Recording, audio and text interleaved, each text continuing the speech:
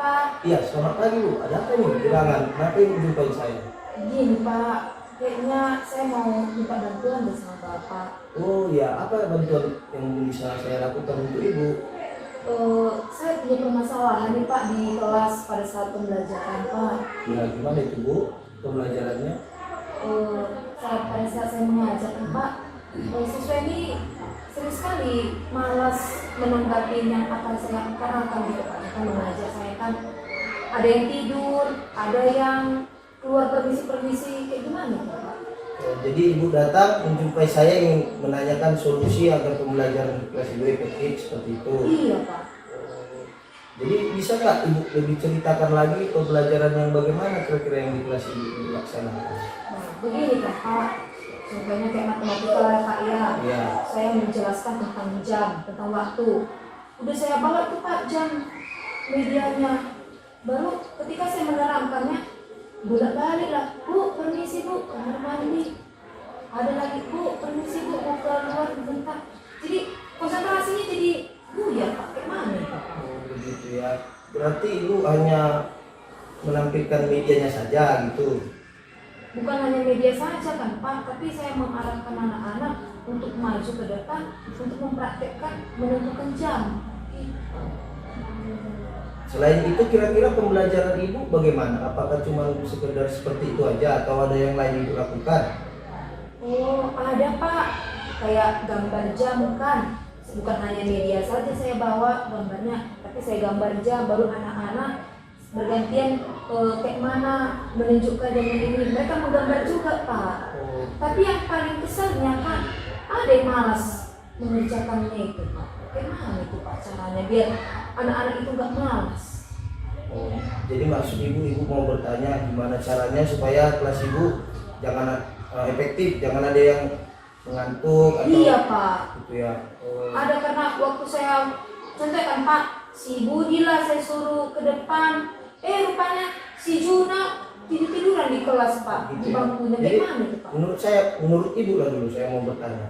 Nah, efektifnya seperti menurut Ibu bagaimana seperti kalau misalnya siswa itu merasa mungkin mereka merasa bosan, apakah Ibu ada melakukan hal-hal yang lain gitu untuk mengatasi kebosanan itu sebetulnya? Oh iya ya Pak ya, seharusnya saya bikin dulu mereka bermain supaya untuk memancing semangat mereka untuk belajar ya Pak ya. Contoh kayak nyanyi-nyanyi dulu kan Pak sebelum belajar ya, biar lebih semangat ya Pak ya. Apakah Ibu udah melakukan itu atau belum sebenarnya? Jarang sih Pak, Jarang, langsung ya. masuk saya kan langsung saya kasih tujuan pembelajarannya, baru langsung materi gitu Pak. Oh begitu ya. Berarti Pak harus ada bikin semangat dulu ya Pak ya, seperti nyanyi-nyanyi biar semangat belajarnya ya Pak. Iya, Ibu seharusnya melakukan seperti itu. Jadi mereka tidak bosan. Iya ya Pak ya. Jadi selain nanti Ibu melakukan seperti itu, kira-kira menurut Ibu apa lagi yang Ibu akan terapkan supaya anak-anak tidak bosan di kelas? Selain melakukan bernyanyi tadi Ibu bilang, apa lagi kira-kira yang mungkin Ibu ada di pikiran Ibu yang akan Ibu lakukan gitu? Begini saja Pak, kena tentang jam kan, saya ajaklah mereka berkolaborasi, saya kasihlah selembaran kertas, lalu saya ajak anak-anak menggambar jam. Jadi siapa yang paling bagus nanti gambarnya, saya ajak nanti apa namanya itu Pak, presentasi ke depan, baru saya ajak mereka menempel-nempel hasil karyanya. Gimana itu menurut Bapak? Wah, itu ide yang bagus itu Bu, dan harus Ibu coba. Baik Pak, saya akan coba itu Pak. Oke, berarti mungkin Ibu butuh dukungan dari siapa aja supaya ini terlaksana nanti? Bolehkah saya minta dukungan dari Bapak? Oh boleh Bu, apa aja itu bantuan yang mungkin saya bisa lakukan untuk Ibu? Seperti bantuan kayak mana, apa namanya, cari-cari metode-metode pembelajaran supaya lebih asik lagi gitu Pak di kelas. Oh boleh.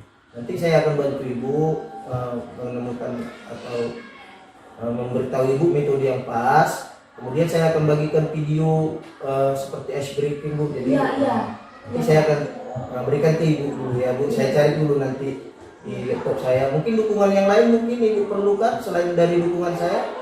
Mungkin kepala sekolah Pak, biar bisa memfasilitasi sarana prasarana di sekolah kita seperti media-media pembelajaran gitu Pak. Oh, boleh itu Bu. Nanti sama-sama aja kita menjumpai Ibu kepala sekolah supaya kita difasilitasi Berarti kan. Bapak menemani saya Pak jumpa di buku pastoral nanti? Boleh sama kita Ibu. Terima kasih ya Pak. Oke Bu, semoga nanti jadi menurut saya Bu, kapan mau Ibu laksanakan pembelajaran yang seperti ini ya? Ibu, kalau kita diskusikan ini Ya ini saya lihat materinya itu Pak 2 hari lagi loh itu Pak. 2 hari lagi ya. Jadi kira-kira kapan mau Ibu? Besok. Besok Bisa, kan? Besok. Oke. Besok. Kalau enggak nanti saya akan kasih videonya ya. Oh baik Pak. Baik. Oke. Jadi kira-kira ini menurut Ibu akan terlaksana dengan baik atau tidak? Saya rasa terlaksana dengan baik Pak. Karena dengan dukungan dari Bapak kan metode-metode pembelajaran atau seperti S-breaking supaya anak-anak itu semangat belajarnya. Karena saya bosan udah jangan bosan anak-anak ini langsung belajar biar ada variasinya gitu loh Pak dalam pembelajaran saya di kelas. Langkah yang sangat bagus Ibu. Jadi nanti saya akan bagikan, semoga nanti besok pembelajaran Ibu tidak membosankan lagi. Iya Pak, iya Pak. Jadi nanti kita akan jumpa di kepala sekolah bersama-sama ya Bu. Iya baik Pak. Jadi kita udah dapat solusinya ya kan Bu ya. Dapat Pak, dapat. Semoga nanti pembelajaran Ibu akan lebih baik lagi. Terima kasih Pak. Oke Bu. Oke Pak.